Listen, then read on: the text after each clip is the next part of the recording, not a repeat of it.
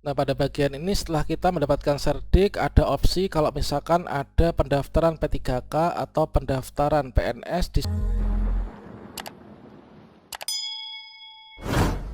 Baiklah sobat semuanya, pada video ini kita akan memberikan secara lengkap yaitu alur perjalanan PPG Prajabatan mulai dari pendaftaran hingga nantinya diangkat menjadi CPNS maupun juga P3K, tentunya dari mengacu pada untuk alur dari pendaftaran sampai nanti kita bisa diangkat. Tentunya di sini nanti merupakan kesempatan emas untuk teman-teman fresh graduate menjadi ASN, baik itu CPNS maupun juga P3K. Kira-kira bagaimana informasinya? Silahkan simak video ini sampai selesai.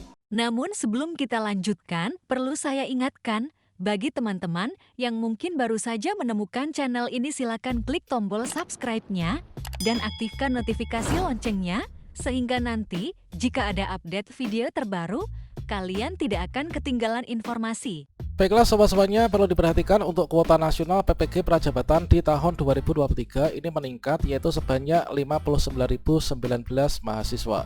Kemudian di sini bagi teman-teman yang memenuhi persyaratan seleksi, diantaranya ada 9 persyaratan ya. Ini segera saja nanti untuk mengecek linearitas ijazah S1 atau D4-nya, nanti bisa mengambil bidang studi apa. Terkait tentang cek linearitas ijazah caranya bagaimana, silahkan cek video pada kartu video ini ya. Kemudian untuk jadwal pendaftaran ini nanti akan dibuka tanggal 29 Mei sampai dengan 28 Juni 2023. Silahkan nanti pantau ppg.kemdikbud.go.id. Dan selanjutnya untuk diagram alur dari PPG Prajabatan yang model baru dan juga termasuk di PPG Prajabatan tahun 2023, maka kurang lebihnya akan seperti ini. Inilah diagram alur PPG Prajabatan model baru. Nah, pada diagram alur ini nanti hanyalah sebagai perkiraan ya, berdasarkan dari tahun sebelumnya. Kemungkinan nanti akan ada perubahan sewaktu-waktu. Nah, di sini yang pertama, ketika teman-teman nanti di tanggal 29 bulan ini ya, kalian nanti ikut seleksi administrasi. Jadi kalau misalkan teman-teman pendaftaran sudah dibuka, maka silakan segera melakukan pendaftaran. Untuk cara daftarnya sudah saya berikan pada kartu video ini juga. Nah, nanti kalau misalkan teman-teman di sini sudah lulus seleksi administrasi ya, dan di sini kan kita seleksi administrasi. Kalau misalkan di sini nanti kita itu ada dua kemungkinan ya. Kalau misalkan pada saat pendaftaran atau seleksi administrasi, di sini teman-teman terdaftar di Dapodik ataupun juga di Simpatika, maka teman-teman nanti tidak bisa melanjutkan pendaftaran. Artinya kita tidak lolos seleksi administrasi ya.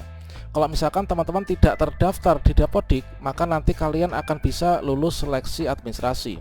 Nah, berikutnya di sini kalau misalkan kita sudah lulus seleksi administrasi dan kita nggak terdaftar Dapodik, maka nanti kita akan bisa ikut seleksi yang tahap 2, yaitu seleksi substantif ya. Kemudian di bagian seleksi substantif ini kalau misalkan nilai teman-teman itu tidak memenuhi syarat sesuai dengan passing grade yang telah ditetapkan oleh PPG Kemdikbud.go.id, maka teman-teman nanti di sini punya kesempatan untuk mengulang. Artinya mengulang itu apa? Yaitu nanti kalau misalkan di sini kan kita ikut seleksi substantif kan. Kalau misalkan kita lulus di sini kan tidak lulus di sini kan berarti kita sudah lulus seleksi administrasi. Artinya teman-teman nanti tidak perlu lagi ketika pendaftaran di gelombang berikutnya dibuka, nggak perlu lagi untuk upload dokumen atau mungkin mengisi IC dan lain sebagainya. Kalau misalkan teman-teman nanti di sini ketika lulus tes substantif ini kita nilainya memenuhi nilai ambang batas yang ditetapkan, maka kita akan berhak mengikuti seleksi wawancara. Kalau misalkan teman-teman tidak lulus seleksi wawancara dikarenakan nilainya tidak memenuhi syarat, maka nanti teman-teman bisa mengulang kalau misalkan ada gelombang berikutnya ya.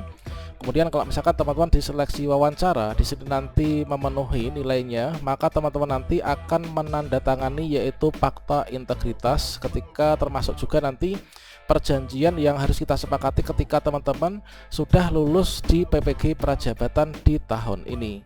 Dan selanjutnya ketika kita menandatangani yaitu fakta integritas, kalau misalkan teman-teman tidak bersedia menandatangani ya sudah, teman-teman nanti nggak bisa ikut PPG Prajabatan ya di tahun ini. Kalau misalkan teman-teman pada saat penandatanganan fakta integritas kalian bersedia, ini sama halnya dengan konfirmasi kesediaan ya. Kalau misalkan di PPG dalam jabatan, maka teman-teman nanti akan mengikuti kuliah ya, yaitu kuliahnya ini ada di semester 1 dan juga ada di semester 2. Untuk kuliah di semester 1, jika teman-teman nanti di sini nilainya tidak memenuhi, nanti juga akan ada ketentuan lain.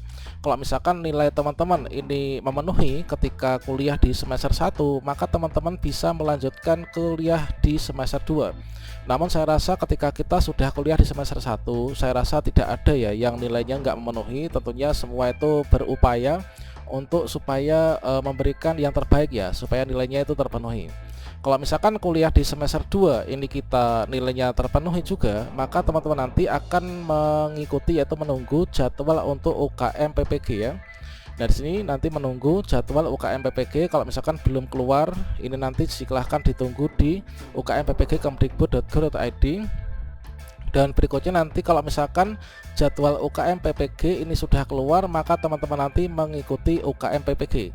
Untuk UKM PPG di sini biasanya terdiri dari 2 jenis ujian ya. Yang pertama ada uji kinerja dan juga ada uji yang pengetahuan. Nah, atau UKIN dan juga UP ya. Untuk uji yang kinerja itu terdiri dari UKIN praktik pembelajaran dan juga UKIN portofolio ya. Kalau misalkan teman-teman memiliki sertifikat-sertifikat atau mungkin SK dari pengabdian masyarakat, silahkan dikumpulkan saja ya. Nanti akan diperlukan ketika teman-teman mengikuti UKM PPG ini. Nah, selanjutnya di sini kalau misalkan teman-teman ketika UKM PPG ini nanti nilainya tidak memenuhi syarat, maka nanti kalian akan mengulang ya. Akan ada UP retaker nantinya. Kalau misalkan nilai kita ini memenuhi syarat, maka berikutnya di sini nanti kita akan mendapatkan penempatan. Nah, di sini kita buka semuanya sampai dengan di tahap penempatan. Kalau misalkan teman-teman di sini nanti UKM PPG lulus, akan ditempatkan yaitu minimal 2 tahun ya, sesuai dengan fakta integritas yang kita sepakati ditandatangani dengan Kemdikbudristek. Nah, sini ada penempatan. Nah, di sini nanti kalau misalkan ada tes ya, kita akan ikut tes ya. Dan pada bagian penempatan ini kita memasuki pada fase-fase pengabdian yaitu selama 2 tahun. Nah, pada bagian ini setelah kita mendapatkan serdik, ada opsi kalau misalkan ada pendaftaran P3K atau pendaftaran PNS. Di sini kita bisa mencoba untuk melakukan pendaftaran ya. Kemudian di sini kalau misalkan tidak ya, nanti kita mengabdi sesuai dengan perjanjian selama 2 tahun. Nah, di sini tentunya juga akan ada 2 opsi yaitu tentang nomor registrasi guru ya. Kalau misalkan di sini nomor registrasi guru ini belum keluar, tentunya kita menunggu dulu. Kemudian nanti NRG dan juga serdik sudah keluar, maka kita nanti akan ditugaskan ya sebagai tenaga honorer di sini. Tentunya di sini tenaga honorer dengan status lulusan PPG ya. Ketika nanti pendaftaran sudah dibuka, maka kita akan bisa melakukan pendaftaran di sana. Sekaligus juga tentunya nanti akan ada 2 opsi lagi, yaitu apakah nanti yang kita lamar itu di sekolah penempatan kita ataukah nanti tidak. Itu nanti yang menentukan adalah sistem ya, ketika kita membuka akun di SSC ASN. Nah, selanjutnya di sini nanti juga ketika teman-teman sudah mendaftar, sudah ditempatkan, maka nanti akan ada kesempatan untuk terdaftar di Dapodik ya. Dan juga di sini tentunya terkait tentang NUPTK, ini nanti akan ada persyaratan-persyaratan khusus untuk mengajukan NUPTK. Terkait tentang syarat-syarat NUPTK itu bagaimana, ini sudah kita bahas pada video sebelumnya. Dan yang jelas untuk masa depan dari teman-teman lulusan PPG Prajabatan ini terbilang sangat cerah. Artinya setelah teman-teman nanti lulus akan ditempatkan pengabdian selama 2 tahun. Tentunya nanti kita tetap juga berpeluang untuk bisa mengikuti seleksi CPNS maupun juga seleksi P3K. Nah, kira-kira demikian. Selalu pantau PPG Kemdikbud.go.id dan semoga sukses semuanya lulus di PPG Prajabatan di tahun 2023.